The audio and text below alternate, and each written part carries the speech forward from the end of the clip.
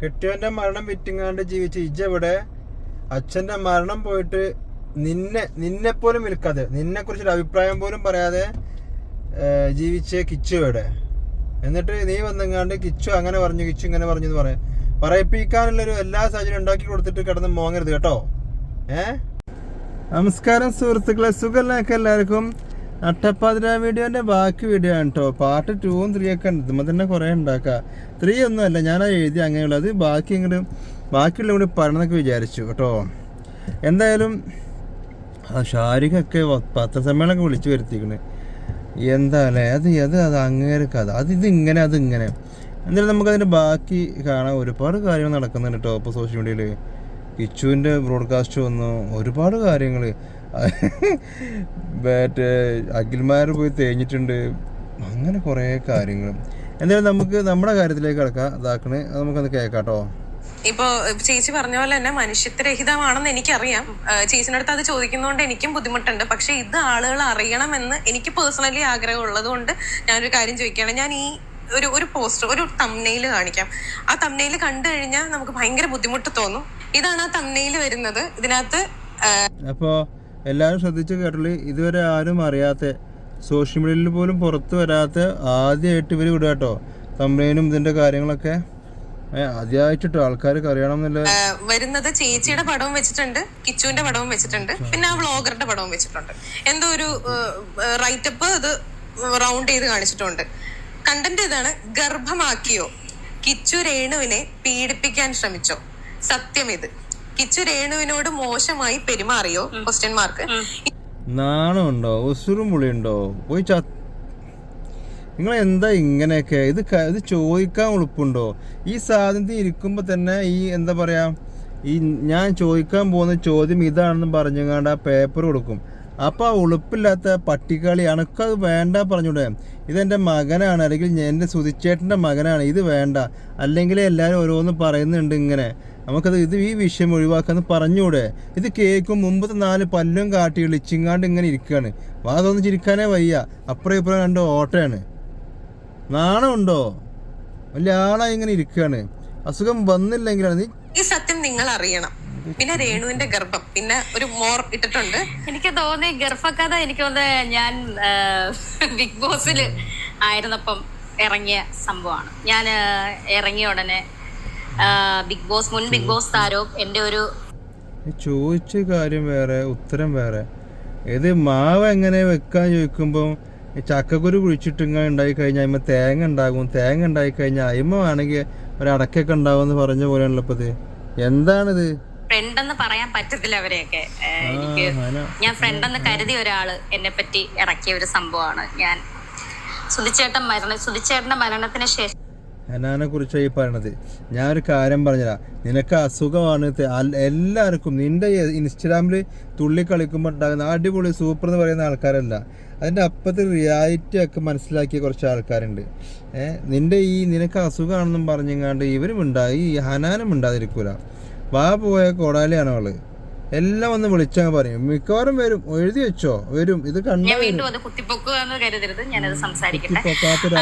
സുധിച്ചേട്ടന്റെ മരണത്തിന് ശേഷം 1 മാസം കഴിഞ്ഞപ്പോ ഞാൻ പ്രഗ്നന്റ് ആയി, അബോർഷനാക്കി എന്ന് പറയുന്ന ഒരു സംഭവവുമായിട്ട് ബന്ധപ്പെട്ടാന്ന് തോന്നുന്നു ഈ വൃത്തികെട്ട ഈ വ്ളോഗർ ഇപ്പൊ ഇങ്ങനെ ഒരു പ്രസ്താവന നടത്തി. ഇതിനെപ്പറ്റി ഞാൻ എന്ത് പറയാനാണ്? അതിന്റെ ഈ പ്രസ്താവന ഇറക്കിയ ഓൻ വൃത്തികെട്ടവനായോണ്ടല്ല, നീ വൃത്തികെട്ടവനാണ്. നീയാണ് ഈ സംഭവം എല്ലാവരുടെ തലയിലേക്കും കുത്തി വെച്ച് കൊടുത്തത്. അവൻ വന്നിട്ട് എൻ്റെ ലൈഫ് എന്ന് പറഞ്ഞ് കിച്ചു എല്ലാ കാര്യവും പറഞ്ഞതാണ്. ഇത് അവരവർ പറഞ്ഞതാണ്. ഇവർ എന്നിട്ട് വന്നെങ്ങാണ്ട് കിച്ചു നിനക്കും എനിക്കും അറിയാവുന്ന കാര്യമുണ്ടല്ലോ, നിനക്കും എനിക്കും അറിയാവുന്ന കാര്യമുണ്ടല്ലോ എന്ന് പറഞ്ഞെങ്ങാണ്ട് ആൾക്കാർ ചിന്തിച്ചു എല്ലാ കാര്യം കിച്ചു പറഞ്ഞല്ലോ, ഇതിൻ്റെ അപ്പുറത്തേക്കുള്ള എന്താണ്, ഇതിൻ്റെ അപ്പുറത്തേക്ക് ഇനി ഉണ്ടാകാൻ പോകുകയാണെങ്കിൽ എന്താ ഇതല്ലേ എന്ന് എല്ലാവരും ചിന്തിച്ചു. ഞാനും ചിന്തിച്ചിട്ടുണ്ട്. ഇനിയിപ്പോൾ ഇതാണോ? അങ്ങനെ ചിന്തിക്കാനുള്ള വഴി നീ വെട്ടിക്കൊടുത്തിട്ട് ഇപ്പൊ അവൻ വൃത്തികെട്ടവനോ? നീ ആടി വൃത്തികെട്ടുള്ളൂ. നീ ഒരു വടക്ക്. അതായത് ചോദിച്ചിരിക്കുന്നത് കിച്ചു രേണുവിനെ ഗർഭമാക്കിയോ എന്നാണ്. ഇതിനൊക്കെ ഞാൻ എന്ത് മറുപടിയാ പറയേണ്ടത്? ഇവന്റെ വീട്ടില് ഈ വ്ളോഗറിന്റെ വീട്ടിൽ നടക്കുന്ന സംഭവങ്ങളായിരിക്കും അവനവന്റെ വായിലൂടെ സംസാരിക്കുന്നത് മാത്രമേ എനിക്ക് പറയാനുള്ളൂ. കാരണം ഞാനിതിന് റിപ്പോർട്ട് കൊടുക്കണ്ടെന്ന് വിചാരിച്ചാണ്. പക്ഷെ ഒറ്റ വരി പറഞ്ഞുതരാം.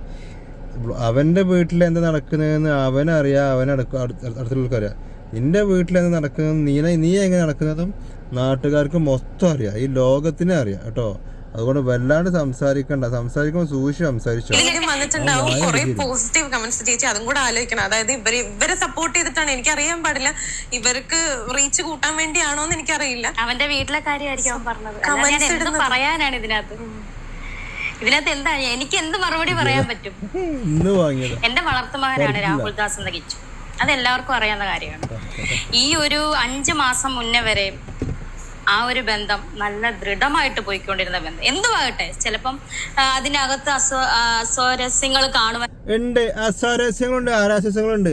5 മാസം മുന്നേ വരെയോ, അതിന് മുന്നേ എങ്ങനെയാണ് അവൻ്റെ കാര്യങ്ങളൊക്കെ പറഞ്ഞെങ്ങാണ്ട് നിങ്ങൾ അവനെ കഷ്ടപ്പെടുത്തി എല്ലാ കാര്യവും വിളിച്ചു പറഞ്ഞത് കേട്ടോ.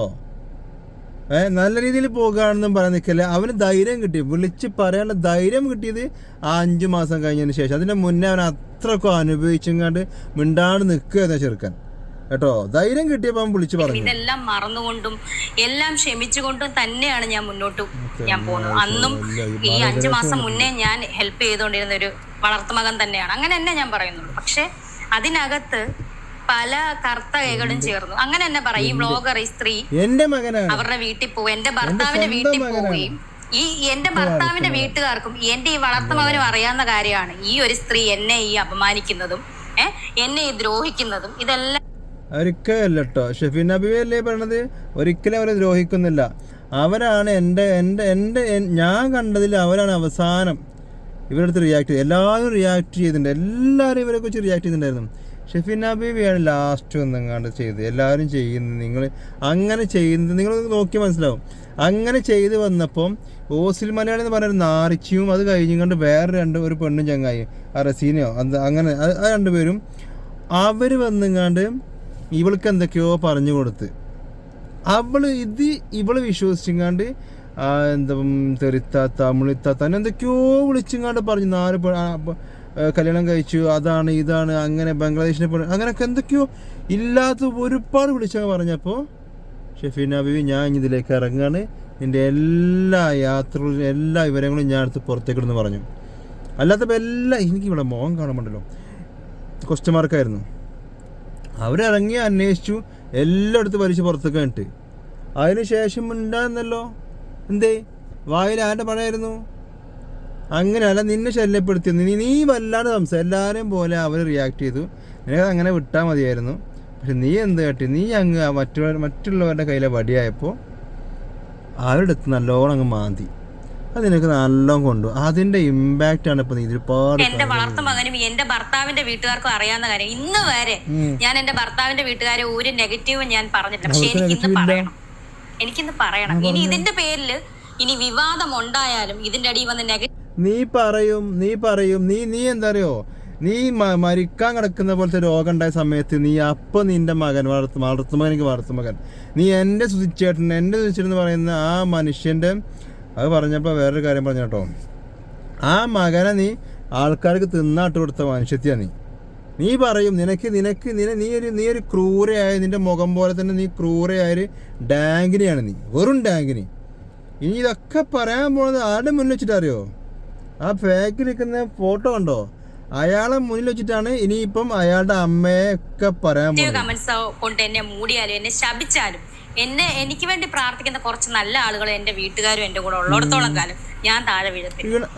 എനിക്ക് പറയണം, നീ എവിടെ വീഴാനേ? നിനക്ക് വേണ്ടി പ്രാർത്ഥിക്കുന്നവരോ? നീ നിന്ന് കുണുങ്ങി കളിക്കുമ്പോൾ അടിപൊളി സൂപ്പർ എന്ന് പറയുന്ന എന്താ പറയുക, ഇൻസ്റ്റഗ്രാമിലെ കുറച്ച് ജെൻസി ആണെന്നാകുന്നതും കുറച്ച് നിന്നെപ്പോലെ ആകാൻ കൊതിക്കുന്ന കുറച്ച് ആൾക്കാരുണ്ട്. അല്ലാതെ ആരെ നിനക്കില്ല. നിന്നെക്കുറിച്ച് അറിയുന്ന ആരെ നിന്നെ സപ്പോർട്ട് ചെയ്യാറ്? നീ അതൊന്ന് പറഞ്ഞെന്നേ. നീ ഒന്ന് പറഞ്ഞ. നീ ഇനി എങ്ങടെ വീഴാനേ? നീ മാന്യമായിട്ട് വന്നിരുന്നെങ്കിൽ നീ സൂപ്പറായിരുന്നു. നിന്നെ എല്ലാവർക്കും ഇഷ്ടപ്പെടും. നീ എന്ത് ജോലിക്ക് പോകുന്നു? നീ ദുബായിക്ക് എന്തിനാ പോണത്? അവിടെ എന്താണ് എല്ലാ സംഭവം തകുന്നുണ്ട്. നിങ്ങൾക്ക് ഞാനൊരു വീഡിയോ വെച്ച് കേട്ടോ, ഇപ്പോൾ ഒരു വീഡിയോ വെച്ച് കേട്ടോ, നിങ്ങളത് കാണണേ. എന്നിട്ട് ഇവള് വീഴാത്ത എന്താണെന്ന് നോക്കാം കേട്ടോ. ഒരു മിനിറ്റ്.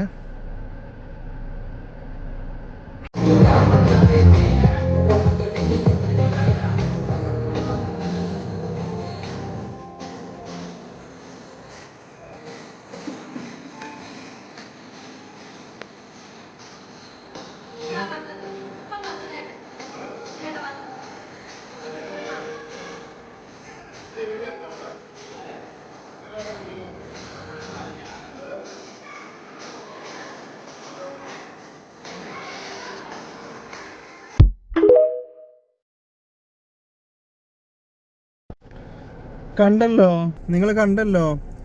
ഇതാണ് ഇവള് വീണില്ല എന്ന് പറയുന്നത്. എന്നിട്ട് ഇത് പറയും എന്ത് മോചാണ്, എന്തോ സംഭവം, അത് കുടിക്കും എന്ന് പറയും. ഏത് കുടിക്കുകയാണെന്നുണ്ടെങ്കിലും കള്ളല്ലേ? കള്ളല്ലേ? അത് പബ്ലിക്കായിട്ട് എന്താണ് ആ കുടി, എക്സ്പീരിയൻസ് കുടി. എന്നിട്ട് ഞാൻ വീഴത്തില്ല, നീ വീണ് ചളിക്കൊണ്ട് കിടക്കുന്ന നീ എന്ത് എവിടെ വീഴാനാണ്? പോടിയില്ലേ? ഈ സ്ത്രീ അന്ന് ഈ വീട്ടിൽ വന്നപ്പം, അല്ലെങ്കിൽ എന്റെ ഭർത്താവിന്റെ വീട്ടിൽ വന്നപ്പം ഇവരെന്തുകൊണ്ട് അവരെ സൽക്കരിച്ച് അതിനകത്ത് കയറ്റി? എന്നിട്ട് വലിയ വായില് പോസ്റ്റ് ഇട്ടല്ലോ, കുരു പൊട്ടി. സംസ്കാരം എന്ന് പറഞ്ഞ സംഭവമുണ്ട്, ആദിത്യ മര്യാദ. അത് നിനക്കില്ല, നിനക്കും നിനക്ക് കുടുംബത്തിനും ഇല്ല. ഉള്ളവരായത് കൊണ്ടാണ് അവർ അവർ വന്നപ്പോൾ കയറ്റിയത്. ശത്രുവാണെങ്കിലും വീട്ടിലേക്ക് വന്നു കഴിഞ്ഞാൽ സൽക്കരിക്കണം എന്നാണ്, ആ മര്യാദ അവർക്കുണ്ട്. നിൻ്റെ ബാക്കിലിരിക്കുന്ന ഫോട്ടോ ആക്കണം കണ്ടോ, ആ ഫോട്ടോ മുന്നിൽ വെച്ചെങ്ങാണ്ട് ആ മര്യാദ ഉണ്ടായിരുന്നെങ്കിൽ കൂടി, അതിൻ്റെ ഒരു കണി കണ്ടായിരുന്നെങ്കിൽ നീ ഇപ്പോൾ ഇങ്ങനെ ഈ വ്യക്തിയുടെ അമ്മയെ വെച്ച് നീ ഇങ്ങനെ സംസാരിക്കില്ല. മനസ്സിലായി? നീ അന്ന് വിളിച്ച് സംസാരിക്കും അവർക്ക്, അമ്മ എന്താണ് അമ്മ അങ്ങനെ ചെയ്യാൻ പാടില്ലായിരുന്നു, അങ്ങനെ എങ്ങനെ സംസാരിച്ച് നീ അവരുടെ വീട്ടിൽ പോയി സംസാരിച്ച് നീ അവരുമായിട്ട് കോണ്ടാക്ട് വെച്ചിരുന്നെങ്കിൽ ഈ സംഭവം നീ ഇപ്പം പറഞ്ഞല്ലോ, അവർ വന്ന് നിങ്ങളെന്തിനാണ് എൻ്റെ മകൻ്റെ ഭാര്യയോട് ഇങ്ങനെ അത് വേണ്ട അങ്ങനെ പറയായിരുന്നു. നീ വെക്കോ കോണ്ടാക്ട്? നീ അവർ വിളിച്ച നിൻ്റെ വായിൽ പഴല്ല ഗുളിക. നീ അവൻ്റെ ശ്രുതിയുടെ സഹോദരന്മാരെ വിളിച്ചപ്പോൾ നീ ഫോൺ എടുക്കൂല, കിച്ചു വിളിച്ചാൽ ഫോൺ എടുക്കൂല. അപ്പം നിനക്ക് ബിസി. കിച്ചു വിളിച്ചു, ഞാൻ വെള്ളിയാഴ്ച വിളിച്ച അവനോട് പറഞ്ഞേക്കാം തിങ്കളാഴ്ച ഞാൻ തിരിച്ചു വിളിക്കാന്ന്. വായിൽ ഗുളികയാണ്, 3 മിനിറ്റിൻ്റെ നേരം മതി ആ ഗുളിക അലിയാൻ. ഇവർ വിളിച്ചപ്പം അതറിയാൻ വേണ്ടി അറിയാൻ വേണ്ടി വിളിച്ചപ്പം എടുത്തില്ല. ഇപ്പം തിരിച്ച് മെസ്സേജ് അയച്ചേക്കുക, എന്താണ് ഞാൻ കുളിക്കായിരുന്നു അങ്ങനെ എന്തോ പറഞ്ഞേക്കുക. നീ അവരെ ഇഗ്നോർ ചെയ്യാൻ അവർ അറിഞ്ഞു കഴിഞ്ഞാൽ പിന്നെ അവർ നിൻ്റെ അടുത്തേക്ക് വരുമോ? ഇല്ലല്ലോ. കോള് വന്ന് അതാണ് അന്ന് കട്ടായി പോയിട്ടോ. അപ്പോൾ അത്രേ ഉള്ളൂ. നീ വിളിച്ചിരുന്നെങ്കിൽ, നീ സംസാരിച്ചിരുന്നെങ്കിൽ അവർ നിൻ്റെ അടുത്ത് അവർ വരുമ്പോൾ തന്നെ അങ്ങനെ ഇങ്ങനെയൊക്കെ പറയായിരുന്നു. നീ ഇത് അവരെ ഇഗ്നോർ ചെയ്ത് കഴിഞ്ഞാൽ അവരത്ര ചെയ്യത്തുള്ളൂ, അവരും അത്ര തന്നെ ഉള്ളൂ. നമ്മളൊരാളുടെ അടുത്തേക്ക് ഇടിച്ച് കയറി ചെല്ലുമല്ലോ. ഇഗ്നോർ ചെയ്ത് കഴിഞ്ഞാൽ എന്താ ചെയ്യുക? ഓക്കെ ശരി, അവർക്ക് താല്പര്യമെങ്കിൽ നമുക്കും ഓക്കെ, ശരി, അങ്ങനെ അത്രേ കരുത്തുള്ളവരും കേട്ടോ. അല്ലാതെ അവർ വന്നെങ്ങാണ്ട് എന്താ പറയുക, എത്ര എന്താ വലിഞ്ഞു കയറിങ്ങാണ്ട് നിൻ്റെ കൈയും കാലം പിടിച്ച അതിനൊന്നും ആവശ്യം അവർക്കില്ല കേട്ടോ.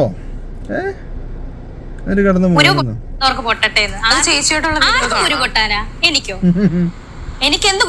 പിന്നെ ഈ പൊട്ടുന്നൊക്കെ എന്താണ്? നിനക്ക് അന്നും അന്ന് പച്ചക്കള്ള എന്നും പറയുള്ളൂ. എൻ്റെ കൂട്ടുകാർ പറഞ്ഞു, എൻ്റെ അയൽവാസി കാണിച്ചു തന്നു, അങ്ങനെ ഇങ്ങനെ. ഇപ്പം പൊട്ടു അന്ന് അങ്ങനെ കുരു പൊട്ടി. നീനക്കതേ ഉള്ളൂ. നീ ഇപ്പം പൊട്ടുന്നവനെന്താ കുരുവല്ലേ? നിനക്ക് ഇപ്പം കിച്ചു ഒന്ന് സ്റ്റാൻഡായി വന്ന് അവൻ ആ ബിസിനസ്സൊക്കെ പച്ച പിടിച്ച് വരുന്നത് നിനക്ക് സഹിക്കുന്നില്ല. നിനക്ക് അവരൊക്കെ നിൻ്റെ കാലിൻ്റെ ചുവട്ടിലിങ്ങനെ ഇരിക്കണം, അത്രേ ഉള്ളൂ. നിനക്ക് പക്ഷെ അത് പറ്റുന്നില്ല. നിനക്ക് 11 വയസ്സില് തള്ള പോലെ സ്വന്തം പെറ്റതള്ള അന്ന് ഉണ്ടായിരുന്നു, പിന്നെയാണ് അവര് മരിച്ചത്. പെറ്റതള്ള ഉപേക്ഷിച്ച ഒരു കുഞ്ഞിനെയും രണ്ടാമത്തെ ഭാര്യ വരെ ഉപേക്ഷിച്ച ഒരു ഭർത്താവിനെയും കൂടെ ഞാൻ നോക്കിയതാണ്. എന്തൊക്കെ പറയുന്ന നോക്കി നിങ്ങള്.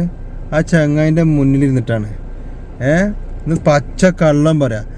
അവനാണ് ഈ കൊല്ലം സുതിയാണ് ഇവളുടെ അച്ഛൻ, ഇവളുടെ അമ്മ, ഇവളുടെ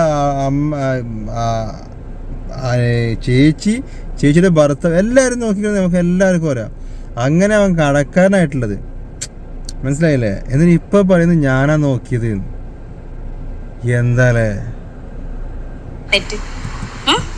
അയാളെ സ്നേഹിച്ച് ഇവിടെ ഇരിപ്പുണ്ടല്ലോ ഫോട്ടോ, ഇദ്ദേഹത്തെ സ്നേഹിച്ച് ആ കുഞ്ഞിനെ അയാളെ സ്നേഹിച്ചു.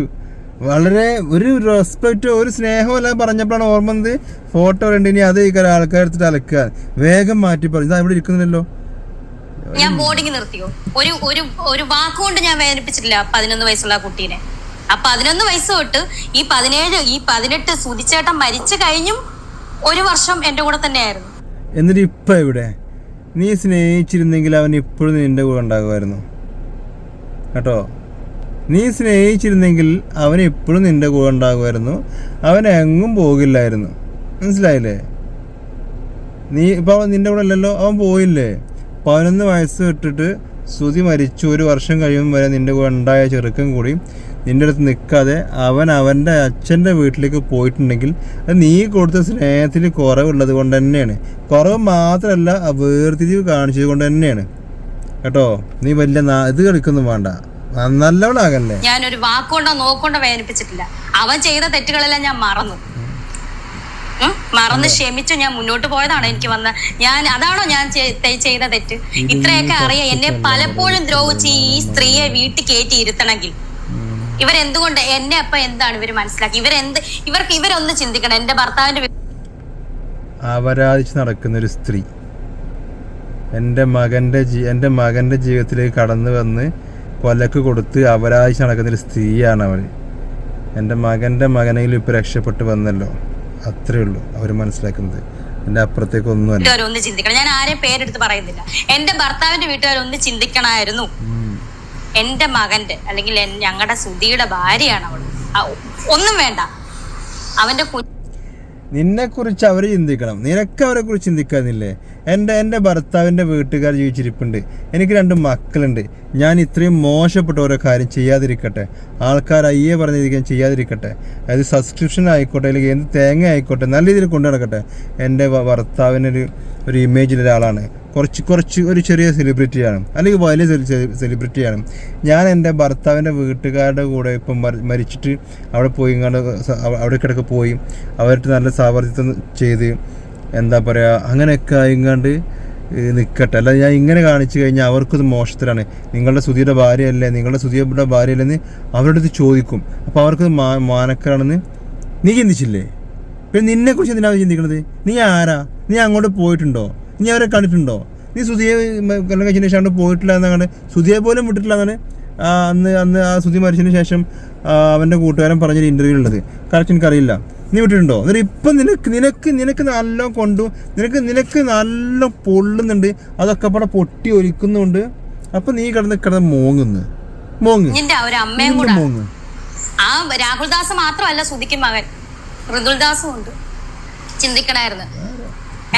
ഒന്നും ആട്ടെ, അവര് കേറി വന്നെങ്കിൽ മാന്യമായിട്ട് പറഞ്ഞു വിടണായിരുന്നു അവരെ. നിങ്ങൾ എന്റെ മരുമകളെ പറ്റി ആവശ്യമില്ലാത്ത പറയുന്നതാണ്, അല്ലെങ്കിൽ ഈ രേണുവിനെ പറ്റി നിങ്ങൾ എന്തിനാ വെറുതെ കുടുംബം കലക്കുന്നത്?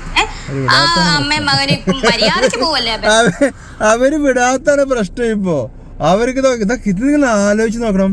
ഇത്രയും കാര്യങ്ങള് ഇത് മനസ്സിൽ വെച്ച് നടക്കരുന്നില്ലേ? അല്ലായിരുന്നോ? ഇത് ഇത്രയും മനസ്സിൽ വെച്ച് നടക്കരുത്. ഇവർ നോക്കി ഈ ഒരു അസുഖം വന്നു, തളർന്ന് എല്ലും തോലായി കിടക്കണം നമ്മൾ കണ്ടു. അപ്പോൾ അപ്പോഴൊക്കെ ഞാൻ സുവിശേഷത്തിന് പോകുന്നൊക്കെ പറഞ്ഞു, അങ്ങനെയൊക്കെ നമ്മൾ കണ്ടു പേടിച്ചിട്ട്. എന്നിട്ട് ഒന്ന് പറഞ്ഞപ്പോ തേങ്ങട് നോക്കി എന്തൊരു പകച്ചല്ലേ, രാജവന്മാരെ മാറി വെക്കും. എന്നെ വേണ്ടാത്തവരെ എനിക്കും വേണ്ട. ഞാൻ എന്തായാലും എന്റെ ഇളയ മകനോട് ഞാൻ പറയുന്നില്ല നീ അവരെ വേണ്ട ഇവിടെ വേണ്ടെന്നൊന്നും ഞാൻ പറഞ്ഞിട്ടില്ല, ഇതുവരെയായിട്ട് ഞാൻ പറഞ്ഞിട്ടില്ല. അവനവന്റെ ഇഷ്ടം. നിങ്ങൾക്ക് ആർക്കെങ്കിലും തോന്നുന്നുണ്ടോ ഇവരങ്ങനെ പറഞ്ഞല്ലാന്ന്? ഇവരെപ്പോൾ പറഞ്ഞു കാണുമല്ലോ, അവനതിൽ പറഞ്ഞ സമയത്ത് പറഞ്ഞു കാണും. അത് ഇനി നമുക്ക് നമ്മളെ ഉള്ളോട്ടൊന്നും പറഞ്ഞു കാണും. അന്നേ പറഞ്ഞിട്ടുണ്ട്, അവനക്ക് ഞാനുള്ളതൊരു സ്റ്റേറ്റ്മെന്റ് ഇറക്കിയിട്ടുണ്ട്. അവര് എപ്പോഴോ പറഞ്ഞുറപ്പിച്ച് കാണും ചെറുക്കന്മാരുടെ മനസ്സിൽ. പക്ഷെ അവന്റെ അപ്പന്റെ വീട്ടുകാർ അവന് വേണമെങ്കിൽ അല്ലെങ്കിൽ അവര് ഇന്ന് വരെ തിരിഞ്ഞു നോക്കിയിട്ടില്ലല്ലോ, ഇപ്പോഴും തിരിഞ്ഞു നോക്കുന്നില്ലല്ലോ. ഞാൻ തന്നെയല്ലേ കുഞ്ഞിനെ നോക്കുന്നത്. ഇതൊക്കെ ഞാൻ മറച്ചു വെച്ചെങ്കിൽ ഞാൻ നല്ല കുറെ പാവം. ആര് തിരിഞ്ഞു നോക്കാത്തത്? നീ അങ്ങോട്ട് പോയിട്ടുണ്ടോ? നമ്മളെ അച്ഛൻ്റെ അമ്മേൻ്റെ അടുത്തേക്ക് നമ്മളാ പോവാറ്, അവരിങ്ങോട്ട് ഞാൻ പറയുന്നില്ല. അതൊക്കെ അന്ന് സുധി മരിച്ചതിന് ശേഷം സുധിയുടെ കൂട്ടുകാരന്മാർ വന്ന് പറഞ്ഞതാണ്. ഇനി നോക്കിക്കോളൂ, ഇനി ഇവരും വാ തുറക്കും. ഇനി നല്ല രസമായിരിക്കും ഇനിയിപ്പോൾ എന്തായാലും. അല്ലെങ്കിൽ അൽഗോരിതം പറ്റ മാറിയിരിക്കണ്. അപ്പം മാറിയെന്ന് വിചാരിച്ച് നിൽക്കുകയാണ്. അപ്പണ്ട് അഖിൽമാരാറ് കുറേ വന്നിക്കണ് ഇപ്പോൾ. എന്തായാലും നല്ല രസം. പാവം കൊണ്ടിട്ട് എനിക്ക് അരി മേടിക്കാൻ പറ്റൂ?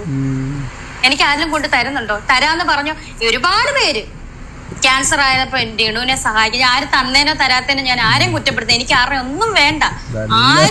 ആരോടും ഞാൻ ചോദിക്കുന്നുമില്ല. എന്നിട്ട് നാളെ പറയാ ഇവിടെ എഴുന്നേറ്റ് നിൽക്കുന്ന എന്റെ പൈസ കൊണ്ടാ അവള് ക്യാൻസർ വന്നു. ഇതൊന്നും കേൾക്കേണ്ട കാര്യമില്ലല്ലോ. കൊടുത്തൊരു പാരായി മുഞ്ചിയിലേ കൊടുത്തവർക്ക് നന്ദി പറഞ്ഞോ? ഇല്ലല്ലോ. രേണു സുധിയാണ്. ഇത്രയും തെറി കേട്ടിട്ട് ഞാൻ കുറച്ച് പൈസ ഉണ്ടാക്കിയോണ്ട് ഞാൻ ട്രീറ്റ്മെന്റ് ചെയ്യുന്നു, അതും കള്ളത്തരം. എന്താണ് എങ്ങനെ അരി മേടിക്കാൻ പറ്റില്ല വെച്ചാൽ അരി മേടിക്കാൻ പറ്റുമായിരുന്നു. അരി മേടിക്കാൻ പറ്റുമോ ചോദിച്ചാൽ തോന്നിയ പോലെ നടന്നാണ് അരി മേടിക്കുക. അപ്പം ഇങ്ങനെ കേൾക്കേണ്ടി വരും. വ്യഭിചരിച്ചാണ് നിങ്ങൾ അരി മേടിക്കാൻ പറ്റും? അരി മേടിച്ചതിന് ശേഷം ഇങ്ങനെ ആലോചിച്ചിരുന്ന് അരി മേടിക്കാൻ പറ്റുമെന്ന് പറയാൻ പറ്റുമോ? നമുക്ക് അരി മേടിക്കാൻ എന്തൊക്കെ നല്ല മാർഗങ്ങളുണ്ട് ഇല്ലേ? അല്ല, എന്തെങ്കിലും പ്രശ്നം ഇതുണ്ടാകുമ്പം എന്താ പറയുക, എന്തെങ്കിലും ചിന്തിച്ചിരുന്നാൽ അല്ലെങ്കിൽ അങ്ങനെ കാണിച്ചിരുന്നാലൊക്കെ അരി മേടിക്കാൻ പറ്റുമോ, അങ്ങനെ അരി മേടിക്കാൻ പറ്റുമോ എന്ന് വിചാരിച്ചിറങ്ങിയിട്ട് നമുക്ക് തോന്നിയ മാതിരി കക്കാൻ ഇറങ്ങാൻ പറ്റുമോ, അല്ലെങ്കിൽ കൊള്ളക്കാരനാകാൻ പറ്റുമോ, അല്ലെങ്കിൽ വിഭജിക്കാൻ പോകാൻ പറ്റുമോ? ഇല്ലല്ലോ.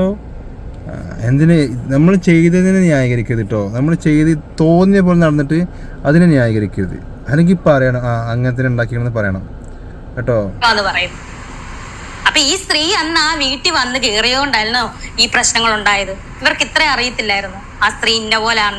ആരും വിവരമില്ലാത്ത ആൾക്കാരൊന്നും അല്ലായിരുന്നല്ലോ അവിടെ. ബാക്കിയുള്ളവരുടെ കാര്യത്തിൽ എന്തിനാണ് ഇത്ര വ്യഗ്രത ഇടപെടാൻ? എനിക്കറിയില്ല. കുരു പൊട്ടുന്നവര് പൊട്ടട്ടെ ഇവരുടെ പോസ്റ്റാ. അതിന്റെ തലേന്നും കൂടെ എന്റെ വളർത്തുമകന് ഞാൻ പൈസ കൊടുത്തിട്ടിരിക്കുക. 500-200 രൂപ അല്ല ഞാൻ കൊടുത്തിട്ടുള്ളത്. 500 ഇത് മനസ്സിലാക്കാൻ ശ്രമിക്കാൻ ഞാൻ പിന്നീടാണ് അറിയുന്നത് ഈ പല വ്ളോഗ്. കിച്ചുവിന് ബുദ്ധിയുണ്ട്, ബോധമുണ്ട്. അവനക്കൊരു അവസരം കിട്ടിയാൽ നിൽക്കായിരുന്നു. അവനത് പറഞ്ഞു, അത്രേ ഉള്ളൂ. ഒരു ലിമിറ്റില്ലേ? അമ്മയായിട്ടേ നിൽക്കായിട്ട് നിങ്ങൾ എന്തെങ്കിലും പറയുകയാണെങ്കിൽ കിച്ചു ഒന്നും പറയില്ലായിരുന്നു. ഇത് അവൻ്റെ അച്ഛൻ്റെ പേര് വിൽപ്പനയ്ക്ക് വെച്ച് വിറ്റ് അവൻ്റെ അച്ഛൻ്റെ പേര് കൂടി മോശമായിങ്ങാണ്ട് നിൽക്കുന്ന സമയത്ത് അവനത് കാണിച്ച്, അത്രേ ഉള്ളൂ കേട്ടോ. അല്ല, ഞാൻ ചോദിക്കട്ടെ, രാഹുൽ ദാസിന് എന്തും പറയാം, അത് കുഞ്ഞ് അവനെന്ത് പറയാം? രേണു സുധിക്ക് ഒന്നും പറയാൻ പറ്റത്തില്ല. രാഹുൽ ദേശ് എന്ത് കുന്താടി പറഞ്ഞത്? രാഹുൽ ദാസ് എന്താ പറഞ്ഞത്? കിച്ചു ഒരു തേങ്ങയും പറഞ്ഞിട്ടില്ല. അന്ന് നീ കാരണം ഒരു ഇഷ്യൂ ഉണ്ടായപ്പോൾ എല്ലാവരും വിളിച്ചു, ഇവര് പോയി സംസാരിച്ചു, ഷെഫീനബി പോയി സംസാരിച്ചു, അത്രേ ഉള്ളൂ. നീ കാരണം അന്നവരാ വേദിച്ചു. എന്തായിരുന്നു ഇഷ്യൂ? എന്തായിരുന്നു? എന്തോ ഒരു സംഭവം ഉണ്ടായപ്പോൾ എല്ലാവരും പാടെ കൂടിങ്ങാണ്ട് ഇതായപ്പോൾ അവനാകെ എന്താണ് അവനക്ക് സപ്പോർട്ട് കൊടുക്കാൻ വേണ്ടി പോയതാ. മനസ്സിലായില്ലേ? സത്യം പറഞ്ഞ നീ ചെന്നെങ്ങാണ് നീ ചെന്ന് സമാധാനിപ്പിച്ച് നീ കാരണം ഉണ്ടായത്. പിന്നെ എന്നിട്ട് അവർക്ക് ആ സ്ഥാനത്ത് വേറെ ആള് പോയതാണ്. എന്നിട്ട് കിടന്ന്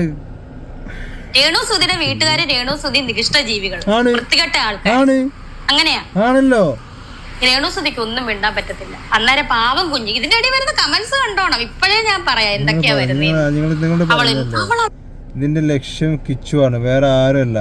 വളഞ്ഞു തിരിഞ്ഞുങ്ങാണ്ട് കിച്ചുവിനെ ഇനി ടാർഗറ്റ് ചെയ്യാൻ നിൽക്കുകയാണ്. ഞാൻ പറഞ്ഞല്ലേ കണ്ടോ, ഇത് അവർക്ക് സഹിക്കുന്നില്ല. ഇവർക്ക് നല്ല കുരുവും പൊട്ടുന്നുണ്ട്, എല്ലാം പൊട്ടുന്നുണ്ട്. ഇവരും രാജവമ്പാല വരെ മാറി നിൽക്കും. ഇട്ടുകൊടുത്തതല്ല, പല കാര്യങ്ങളും ഞാൻ മൗനം പാലിച്ചിരുന്നു. ഇനി അങ്ങനെ മൗനം പാലിക്കുന്നില്ല. പറഞ്ഞാല് എന്നാ പറ അങ്ങോട്ടേ, പറ എന്താ പറയാത്തത്? തറേ ഒന്നും പറയുന്നില്ല. ഇനി ഞാൻ മൗനം പാലിക്കുന്നില്ല എന്നിങ്ങനെ പറയുന്നവര് പറ അങ്ങോട്ട്. മൗനം പാലിച്ചിട്ട് എനിക്ക് എന്തെങ്കിലും കിട്ടിയോ? ക്യാൻസർ വന്നിട്ട് എന്നെ തെറി പറയുന്നവര് തന്നെ തെറി പറഞ്ഞോണ്ടിരിക്കുവല്ലേ. മൗനം പാലിച്ചിട്ട് എനിക്ക് എന്തെങ്കിലും കിട്ടിയോ? ചിത്ര ഇപ്പൊ ഇവരെ ക്യാൻസർ ആണെന്ന് പറഞ്ഞ് മിണ്ടായിരുന്ന എത്രയോ ആൾക്കാരുണ്ടായിരുന്നു. അവരിപ്പോഴും തെറിക്കാരന്നെ ആയില്ലേ? ആയില്ലേ? ഇവര് കുത്തും ഇവര് പിറകില് കുത്തുന്ന എത്ര ആൾക്കാർ പറഞ്ഞില്ലായിരുന്നോ? കുത്തിയില്ലേ? ഇവരുടെ ചോര അതാണ്, കുത്തി കൊണ്ടോളി. ഒന്നും കിട്ടിയിട്ടില്ല, ആരും ഒന്നും കൊണ്ട് തരുന്നില്ല. എത്രയോ പേര് എനിക്ക് കൊണ്ട് തരാം. ഞാനതൊക്കെ പിന്നീട് സംസാരിക്കും. പറഞ്ഞ ഇമോഷണലൊന്നല്ല. ഇത് എപ്പിസോഡായി ഇങ്ങനെ വരാൻ കിടക്കുകയാണ്. കാരണം എല്ലാം പറഞ്ഞു കഴിഞ്ഞാൽ അവിടെ കഴിഞ്ഞില്ലേ. ഇനി ഇങ്ങനെ ഓരോന്നും ഇങ്ങനെ റീച്ച് ആകാൻ വേണ്ടി ഓരോന്നും കൊണ്ട് ഇങ്ങനെ വരാൻ നിൽക്കുകയാണ്. അത്രേ ഉള്ളൂ. 6 വയസ്സേ ഉള്ളൂ. അവൻ എന്തറിയാനാണ്? അവനൊന്നും അറിയത്തില്ല. എന്നിട്ടാണ് പല കാര്യങ്ങളും എന്നിട്ടാണ് ഋതപ്പനൊരു ആഗ്രഹം വിഗ് വെക്കണമെന്ന്. ഋതപ്പൻ പറഞ്ഞതുകൊണ്ട് വിഗ് വെക്കാന്ന് പറഞ്ഞത്. ഋതപ്പന് 6 വയസ്സുള്ളൂ, ഒന്നും അറിയില്ല എന്ന് എല്ലാവർക്കും അറിയാം. എന്നിട്ട് വിഗ് വെക്കാൻ വേണ്ടിങ്ങാണ്ട് നിനക്ക് വിഗ് വെക്കാൻ വേണ്ടിങ്ങാണ്ട് നീ നിന്റെ ഋതപ്പൻ്റെ പേര് ചേർത്തിങ്ങാണ്ട് അത് വെച്ച ആളാണ്, കള്ളം പറഞ്ഞ ആളാണ്. വെച്ചോ, ആരൊന്നും പറയൂല. പക്ഷെ നീ ഋതപ്പൻ്റെ പേര് ചേർത്ത് കള്ളം പറഞ്ഞ ആളാണ്. നീ എന്നെയാണ് വിശ്വസിക്കേണ്ടത്. ഞാൻ ആലോചിച്ചു, ദൈവം ഇന്നലെയും കൂടെ ഞാൻ ഈ കുഞ്ഞിനെ വിളിച്ച്, അല്ലെങ്കിൽ ഇവന് ഞാൻ സഹായമല്ല, എന്റെ കടമ ഞാൻ ചെയ്തതല്ല. എന്താലേ സ്വന്തം മകന് നിന്നെയും നിന്റെ കുടുംബത്തെയും നോക്കിയൊരു മനുഷ്യന്റെ മകനല്ലേ. നിന്റെ വളർത്തുമകൻ എന്നുള്ള കാര്യം വിട്, അത് നീ പറയണ്ട. നിന്നെ നിൻ്റെ കുടുംബത്തെയും നോക്കിയ നിനക്ക് ഋതപ്പന നൽകിയ നിന്നെ സ്നേഹിച്ചൊരു മകൻ ഒരു മനുഷ്യൻ്റെ മകനല്ലേ. ആ മനുഷ്യനുള്ള കടമയായിട്ടെങ്കിലും അതിങ്ങനെ വിളിച്ചു പറയാതിരുന്നൂടെ? നാണമുണ്ടോ? നിനക്ക് ക്യാൻസർ അല്ല വരേണ്ടിരുന്നത്, നിനക്ക് കുഷ്ഠം വരണമായിരുന്നു, കുഷ്ഠരോഗം. അത് മാറരുത്. പിന്നെ നിനക്ക് കുഷ്ഠം മനസ്സിനുണ്ട്, അത് വസൂരി പോലെ എല്ലായിടത്തും വരണമായിരുന്നു. റപ്പ് വരുന്നു സത്യം പറഞ്ഞ. എന്നിട്ട് ഇവൻ എന്താ ഇങ്ങനെ ഇത്ര അറിയത്തില്ലേ ഈ സ്ത്രീയുമായിട്ട്, ഈ സ്ത്രീ എന്നെ ഇങ്ങനെ ദ്രോഹിക്കുന്നതാണ്. ഒരുമിച്ചിരുന്ന് ഫോട്ടോ എടുത്തല്ലോ ദൈവം, എനിക്ക് എന്തുമാത്രം വിഷമം. ഞാൻ അത് ആരും കാണിച്ചിട്ടില്ല സോഷ്യൽ മീഡിയയിൽ. വിഷമം തേങ്ങയാണ്. എന്നിട്ടാണ് ഇവിടെ ആരെങ്കിലും സജീനൊക്കെ എന്തെങ്കിലും പോസ്റ്റ് ഇടുമ്പോ അതൊക്കെ എടുത്ത് ഇങ്ങനെ ഷെയർ ചെയ്തേക്കാണ്. അത് വിഷമം കൊണ്ടായിരുന്നു. നിനക്ക് പകയായിരുന്നു, പക കേട്ടോ, പക. നിനക്ക് വിഷമം ഉണ്ടെന്ന് പറയല്ല. നിനക്ക് ഒരിക്കലും കിച്ചുകൊണ്ട് മെൻ്റലായിങ്ങാണ്ടൊരു തേങ്ങയില്ലായിരുന്നു കേട്ടോ. ഉണ്ടാകുമ്പോൾ അവൻ്റെ കൂട്ടുകാരന്മാരൊക്കെ അവനെ പോലെ കണ്ടേനെ. ചുമ്മാ പറയിപ്പിക്കണ്ട ആരെ കൊണ്ടും. പറഞ്ഞില്ല എനിക്ക് വിഷമമുണ്ടെന്ന്. ഞാൻ ചുമ്മാ അഭിനയിച്ച് കാണിച്ചു, റീൽ ചെയ്ത് സന്തോഷം. പക്ഷെ ഞാൻ 11 വയസ്സ് തൊട്ട് ഞാൻ നോക്കിയതാ. ഞാൻ ചോദിക്കട്ടെ, ഇന്ന് പൊക്കി പിടിക്കുന്നവരുണ്ടല്ലോ, ഈ 11 വയസ്സ് തൊട്ട് 18 വയസ്സ് വരെ എന്താണെന്ന അമ്മ ഞാൻ ഉപദ്രവിച്ചെന്ന് പറഞ്ഞ് ഇവൻ എന്താണ് അവിടെ പോയി നിൽക്കായിരുന്നത്? ഇന്ന് 22 വയസ്സുള്ള അപ്പം എന്താ പറയാ, ശ്രുതി ഉണ്ടായിരുന്നു, അച്ഛൻ ഉണ്ടായിരുന്നു. അച്ഛനും മകൻ തമ്മിലുള്ള ബോണ്ടിങ് എല്ലാവർക്കും അറിയാം. ഈ പഠിച്ചോന് യുവാവാണവൻ. ഇന്ന് പൈസ ഉണ്ട് ആവശ്യത്തിന്. അന്നൊന്നും ഇല്ലായിരുന്നപ്പോൾ ഞാനുണ്ടായിരുന്നു, ഞാൻ മാത്രമേ ഉള്ളായിരുന്നു അന്ന്. എന്താണ് മനസ്സിലായി? എനിക്ക് വിഷമമുണ്ട്, ദണ്ണമുണ്ട്. അതുകൊണ്ടാണ് ഞാൻ ഇതൊക്കെ പറയുന്നത്. തന്നെ ഞാൻ പറയത്തില്ലായിരുന്നു ഇന്ന് വരെ. എന്റെ വിഷമുണ്ടെങ്കിൽ എന്താ പറയാ, അവനെ കുറിച്ച് സംസാരിച്ചിങ്ങാണ്ട് ആ വിഷമങ്ങൾ മാറ്റി ഹാപ്പി ഇരിക്കാനും നോക്കല്. പിന്നെയും പിന്നെ ഇങ്ങനെ പല്ല് കുത്തി മണപ്പിക്കരുത് കേട്ടോ. ഒരു നെഗറ്റീവ് എന്റെ ഭർത്താവിന്റെ വീട്ടുകാരെ പറ്റിയോ എന്റെ വളർത്തു മകനെ പറ്റിയോ ഞാൻ പറഞ്ഞിട്ടില്ല. പക്ഷെ ഇന്ന് എനിക്ക് പറയേണ്ട വന്നു. അത്ര ഞാൻ അനുഭവിച്ചു. ക്യാൻസർ ആയിട്ട് കിടന്നിട്ട് പോലും ഒരു നോക്ക് എന്നെ കാണാൻ വന്നു. വിഷമമുള്ളവരുടെ വിഷമം, 6 വിഷമം തീർക്കട്ടെ എന്ന്. 6 വിഷമം. അത് സത്യം പറഞ്ഞാലും അവൻ വന്നില്ല പറയുന്നത്. അത് സജീന പറയുന്നുണ്ട് കേട്ടോ. എന്താ പറയാ, വിളിച്ചിട്ട് പിന്നെ ഇതാക്കില്ല എന്ന്, പിന്നെ അവൻ പോയപ്പോൾ കണ്ടില്ല എന്നൊക്കെ പറ. അതൊന്ന് എന്തൊരു കള്ളം അവർ പറയണത്. പിന്നെ വിഷമുള്ളവരുടെ വിഷമം മാറട്ടെ. ഇങ്ങനെ വിളിച്ചിട്ട് പിന്നെ ഇതാക്കുക എന്നാൽ അത് പറഞ്ഞ് ചിലപ്പോൾ നിങ്ങളുടേത് അതൊന്നും ആയിരിക്കില്ല. അത്രയും ആൾക്കാർ അവനോട് ഇങ്ങനെ ഉപദേശിക്കുകയാണ്. എടാ പോടാ കമൻ്റ് ഇടുന്ന ആൾക്കാരെ അവൻ പറഞ്ഞ് നിൻ്റെ ആണ് പറഞ്ഞിട്ടുണ്ടെങ്കിലും ഒരു തെറ്റുമില്ല അതിൽ കേട്ടോ. നീ അത് അർഹിക്കുന്നുണ്ട്. ഇന്ന് വരെ വിളിച്ചു, ഞാൻ ബ്ലോക്ക് ആക്കിയിട്ടേക്കുവാ. എന്തിനാണ് ഇനി ഇതിന്റെ ഇടയിൽ കമന്റ് വരട്ടെ? എന്നെ വേണ്ടാത്തവരെ എനിക്കും വേണ്ട, അതിന് പേര് എന്നെ തൂക്കിക്കൊല്ലുവാണ്, കൊല്ലട്ടെ എന്നെ കോടതി. ബ്ലോക്ക് ഇട്ടിട്ട് പറയാണ് എന്നെ വിളിക്കാറ് കൂടി ഇല്ല. ബ്ലോക്ക് ഇട്ടൊരാള് വിളിക്കോ? ബ്ലോക്ക് ഇട്ടില്ലേ? ഇപ്പൊ എല്ലാവർക്കും സംഭവം മനസ്സിലായില്ലേ? ഇനി അതിനെ കുറിച്ച് സംസാരിക്കണ്ടല്ലോ. കോടതി തൂക്കിക്കൊല്ലട്ടെ. ഇങ്ങനെ ഒരു ജീവിതത്തിനെക്കാളും നല്ലത് അത് തന്നെയാ. നിങ്ങൾ തമ്മിൽ തുറന്ന് സംസാരിക്കാനായിട്ടുള്ള എന്തിനാ മോളെ തുറന്ന് സംസാരിക്കുക? 11 വയസ്സ് തൊട്ട് 18 വയസ്സ് വരെ എല്ലാ കാര്യങ്ങളും അറിയാവുന്നതല്ലേ. അച്ഛനെവിടെ ഇപ്പോ? ഇവരുടെ പിന്നാലെ അച്ഛനെവിടെ? അച്ഛോ കേക്കുന്നില്ല നിങ്ങള്? എല്ലാ കാര്യങ്ങളും അറിയാന്നല്ലോ. കുഞ്ഞു കൊച്ചൊന്നും അല്ലായിരുന്നല്ലോ ഒരു 17-18 വയസ്സിലൊക്കെ. ഞാൻ അനുഭവിച്ചതും അവന്റെ അച്ഛനും അമ്മയും ആയിട്ടുള്ള ഞാൻ അനുഭവിക്കുന്നതും കാര്യം സാമ്പത്തിക ബുദ്ധിമുട്ടുകൾ വന്നു. അന്ന് ഒരു പട്ടിണി കിട്ടട്ടില്ല ഇവനെ. ഞാൻ പട്ടിണി കിടന്നിട്ടുണ്ട്, സുധി ഞാനും പട്ടിണി കിടന്നിട്ടുണ്ട്. പക്ഷെ ഈ കുഞ്ഞിനെ ഞങ്ങൾ പട്ടിണി കിട്ടട്ടില്ല പിള്ളേരെ. അതൊക്കെ എന്തുകൊണ്ട് മറക്കുന്നു? എനിക്കെതിരെ എന്നിട്ട് കുറെ വ്ളോഗർമാർക്ക് ഓരോ ഇൻഫർമേഷൻ കൊടുക്കുക. ഇതൊക്കെ ഞാൻ പിന്നീടാണ് അറിയുന്നത്. അതിൽ കൂടെ എന്തെങ്കിലും പൈസ കിട്ടുമായിരിക്കും പൈസ. നീ ഇതിനെതിരെ എന്ത് വന്നാലും ഞാൻ തളരത്തില്ല. ഇതിനെതിരെ ഇപ്പൊ സോഷ്യൽ മീഡിയ വലിയ വിവാദം ഉണ്ടോ? അവള് കൊച്ചിനെ ഇട്ട് കൊടുത്തി. ഞാൻ ചോദിക്കട്ടെ, അവന് മാത്രം പറഞ്ഞാൽ മതിയല്ലോ, എനിക്ക് പറയണ്ടേ? എനിക്ക് പറയാനുണ്ടെന്നേ. പല കാര്യങ്ങളും ഇപ്പോഴും ഞാൻ മറച്ചു വെച്ചിട്ടാണ് സംസാരിക്കുന്നത്. അതെന്തുകൊണ്ട്? എന്തെങ്കിലും പറയാണ്ടെങ്കിൽ ഒന്ന് പറ കേട്ടോ. അല്ല ഇങ്ങനെ ഉണ്ട് നടക്കല്ലേ. എൻ്റെ കയ്യിലൊരു തേങ്ങയില്ലാന്ന് എല്ലാവർക്കും അറിയാം കേട്ടോ. എല്ലാവർക്കും അറിയാം കേട്ടോ. ഉണ്ടയില്ല എവിടെയാണെന്ന്. ചേച്ചി അങ്ങനെ മറച്ചു വെച്ച് സംസാരിക്കും. കാരണം ഇത്രയും എന്താ പറയാ, കേൾക്കേണ്ടതായിട്ടുള്ള കാര്യങ്ങളൊക്കെ ചേച്ചി ഓൾറെഡി കേട്ടു. അത് ഞാനായതുകൊണ്ട് എനിക്ക് ഈ കൈ ശ്രദ്ധിക്കണം നമ്മള്. ഇതാണ് അപ്പൊ അതാണ് അവിടെ മുറിഞ്ഞു. ഇതുപോലെ കുറേ ഉണ്ട്. ഇതൊക്കെ മുറിച്ച് ഇങ്ങനെ 10 മിനിറ്റ് 5 മിനിറ്റ് ഒക്കെ ആക്കി വിട്ടാലൊക്കെ തന്നെ ഇത് കേൾക്കാനും ഇതുണ്ടാവുള്ളൂ. അല്ലെങ്കിൽ അവരെ ചീത്ത വിളിക്കണം നിങ്ങൾ കേട്ടത് കാണും. ഒരുമാതിരി പട്ടിഷോ എന്ന് പറഞ്ഞാൽ പട്ടി സ്വഭാവം, ഒരു നാണവുമാനില്ലാത്ത, എന്താ പറയുക, വീണ്ടും അവനെ തന്നെ അവനെ ടാർഗറ്റ് ചെയ്തെങ്ങാണ്ട് വീണ്ടും അവനക്കെതിരെ ഒരു ഹെയ്റ്റ് ഉണ്ടാവണം എന്നുള്ള ഒറ്റ ലക്ഷ്യം കൊണ്ടും. പക്ഷേ ഇതിവർക്ക് തിരിച്ചു വരുന്നത് എങ്ങനെയാ വെച്ചാൽ, കിച്ചു പറഞ്ഞിരിക്കണം ഇപ്പം എന്നെ ഇറക്കി വിടാത്ത വീട്ടിലേക്ക് എനിക്ക് പോകണം, അതിൽ തന്നെ എല്ലാം ഉണ്ട്. പിന്നെ അവൻ്റെ അച്ഛമ്മ, അവരിനി എങ്ങനെ ഇവർ വിവാഹം കഴിച്ചു, ഇവരെങ്ങനെ അതാകും.